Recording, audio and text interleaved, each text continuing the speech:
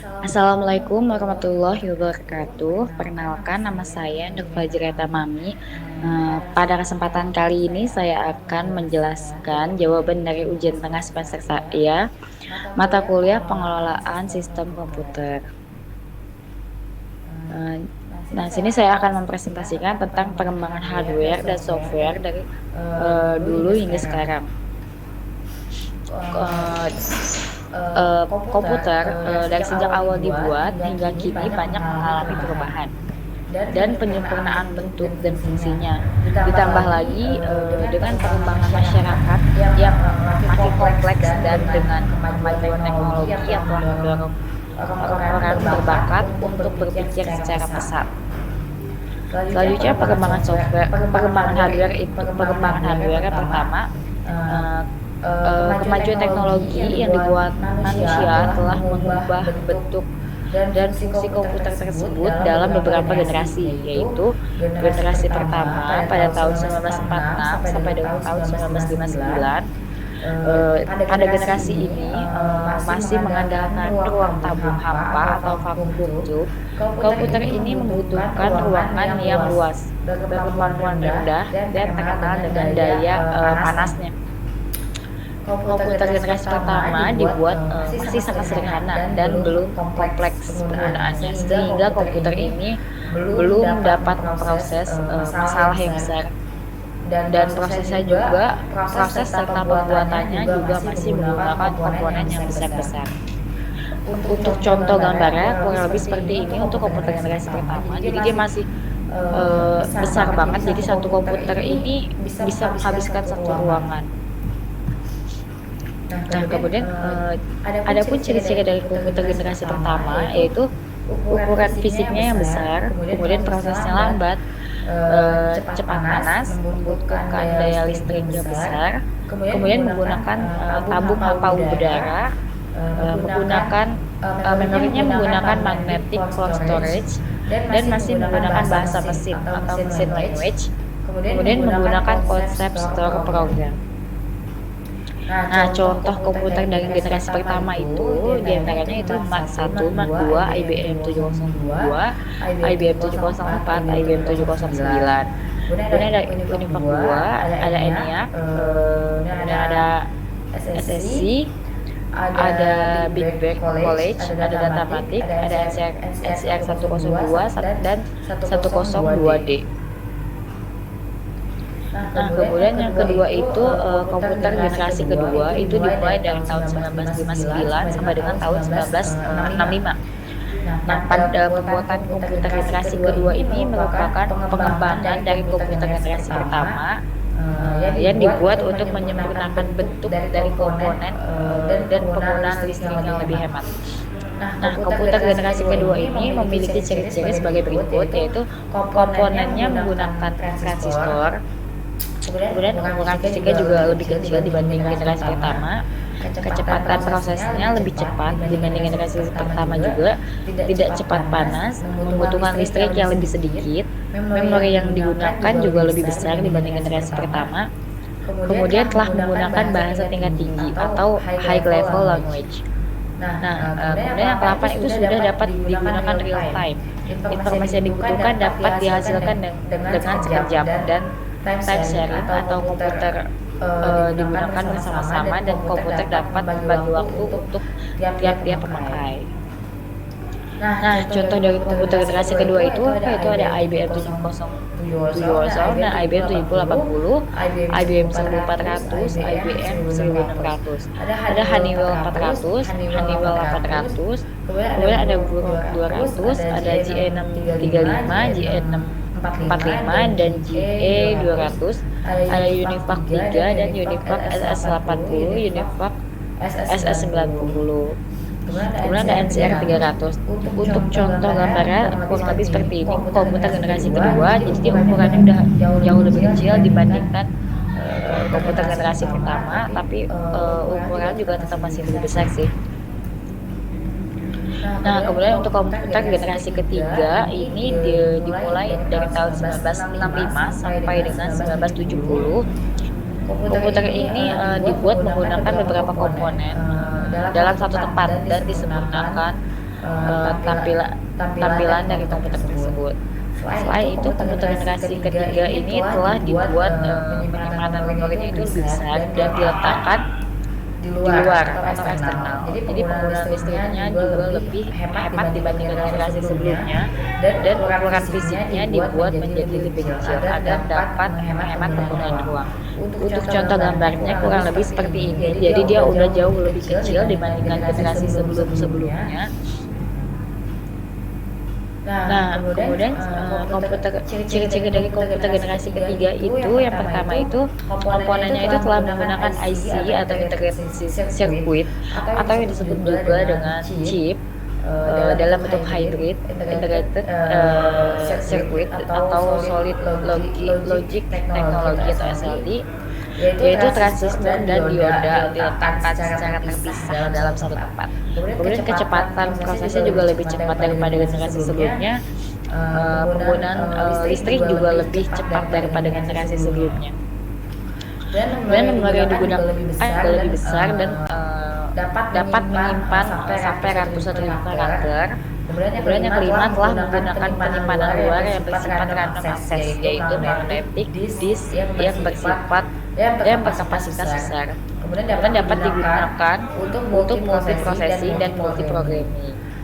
Kemudian yang ketujuh telah dibuat alat input output dengan menggunakan visual display terminal yang dapat menampilkan grafik, dapat menerima dan mengeluarkan suara, dan telah digunakannya alat membaca tinta magnetik atau MCM atau magnetic ink character reader. Nah, contoh dari komputer generasi ketiga itu diantara GE600 dan GE235, ada juga Buruk 5700 dan Buruk 6700, salah. Lalu ada Univac 1108 dan Univac 9000.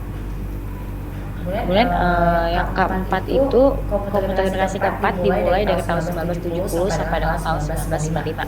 Komputer ini merupakan pengembangan dari komputer generasi ketiga. Komputer ini dibuat dengan menggabungkan beberapa IC yang sudah dipadankan. Ya, dalam komputer generasi ketiga ini dapat digabungkan. Komputer generasi keempat punya ciri-ciri sebagai berikut, yaitu telah menggunakan LSI, yaitu penggabungan berburu IC yang dipadatkan dalam satu buah chip. Kemudian LSI dikembangkan menjadi VLSI atau Very Large Scale Integration yang dapat memuat 150.000 transistor yang dipadatkan. Kemudian yang ketiga itu chip yang digunakan telah berbentuk segi empat yang membuat rangkaian terpadu. Nah, untuk contoh komputer generasi keempat yaitu contohnya itu IBM 370 dan Apple II yang dibuat oleh Apple. Nah, ini contoh dari komputer generasi keempat ini yang dibuat oleh Apple. Tampilannya sudah sangat kecil dibandingkan generasi sebelumnya. Kemudian untuk generasi kelima dimulai dari tahun 1995 sampai dengan saat ini. Jadi di masa ini ditandai dengan munculnya LSI atau Large Scale Integration yang merupakan pemadatan ribuan mikroprosesor yang ditanam pada sebuah mikroprosesor serta munculnya mikroprosesor dan semikonduktor. Perusahaan yang membuat mikroprosesor adalah Intel, Motorola, Zilog, dan lainnya lagi. Kemudian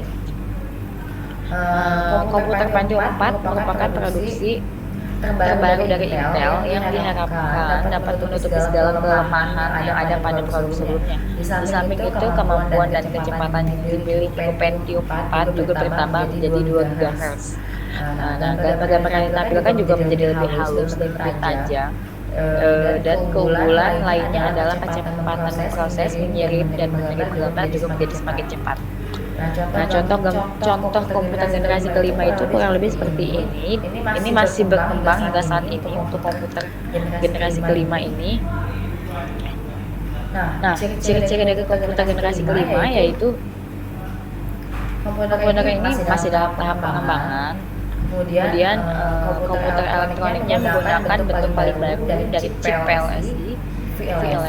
Kemudian programnya dibuat dalam bahasa program, logic, dan LISP atau list processor. Kemudian komputer generasi kelima difokuskan kepada AI atau artificial intelligence atau kecerdasan buatan, yaitu sesuatu yang berhubungan dengan penggunaan komputer untuk melaksanakan tugas-tugas yang merupakan analog tingkah laku manusia. Nah, komputer generasi kelima ini memiliki sifat sebagai berikut, yaitu dapat membantu menyusun program untuk dirinya sendiri, kemudian dapat menerjemahkan dari suatu bahasa ke bahasa lain, kemudian dapat membuat pertimbangan-pertimbangan logis, kemudian dapat mendengar kalimat perintah yang diucapkan serta melaksanakannya. Contohnya itu untuk ini seperti kalau di Windows itu ada namanya Windows Hello, kemudian kalau di iOS itu ada namanya Siri. Nah, kemudian ada juga untuk punyanya Google itu namanya Google Assistant. Nah, kemudian selanjutnya dapat memilih struktur fakta serta menggunakan fakta yang diperlukan. Kemudian dapat mengolah gambar dan grafik dengan cara yang sama dan mengolah kata, misalnya dapat melihat serta mengerti sebuah foto. Nah, untuk komputer generasi yang akan datang, banyak menggunakan sensor untuk kemudian mempercepat pekerjaan kita. Dan komputer yang akan datang juga dibuat untuk memperinteraksi antara manusia dengan komputer secara langsung, yang seakan-akan manusia tersebut akan berada dalam komputer. Nah, ini dapat terwujud dengan adanya artificial intelligence atau kecerdasan buatan tadi itu, yaitu suatu peralatan yang dibuat untuk dapat bekerja seperti manusia, sehingga manusia bukan lagi sebagai objek di luar komputer, melainkan manusia akan dilibatkan langsung sebagai objek di dalam komputer tersebut. Nah, hal ini dapat dilihat dengan dibuatnya sebuah alat untuk simulasi komputer di mana manusia dengan menggunakan helm khusus agar tampak seperti di dalam komputer. Nah, selain itu kini telah dibuat robot-robot pengganti tenaga manusia. Kemudian pada robot tersebut dibuatkan sensor pendeteksi rangsangan dari luar agar dapat langsung merespons seperti layaknya manusia. Kemudian selanjutnya pengembangan software. Nah, software komputer adalah kumpulan dari instruksi atau statement yang disusun secara logis dan berbentuk kode yang hanya dapat dimengerti oleh komputer. Software ini terus mengalami peningkatan dari tahun ke tahun. Nah, dalam pengembangannya berdasarkan pengembangannya, software itu dibagi menjadi dalam beberapa era, yaitu era pionir, stabil, mikro, dan modern. Nah, yang pertama itu era pionir. Di era ini itu software itu pada awalnya adalah sambungan dari kabel ke antar bagian dalam komputer. Cara dalam mengakses komputer adalah menggunakan push card, yaitu hardware yang dilubangi menggunakan komputer. Nah, saat itu masih dilakukan secara langsung. Sebuah program digunakan untuk sebuah mesin tertentu dan untuk tujuan tertentu. Di era ini software komputer merupakan satu kesatuan dengan sebuah hardware komputer. Yang kedua itu era stabil, yang mana era ini itu baris perintah software itu dijalankan oleh komputer bukan lagi satu-satu, tapi sudah banyak proses yang dilakukan secara bersamaan atau multitasking. Kemudian software komputer pada era ini juga mampu menyelesaikan banyak pengguna atau multi-user dan secara cepat atau langsung. Kemudian di era ini juga mulai dikenal sistem basis data yang memisahkan antara program dan data.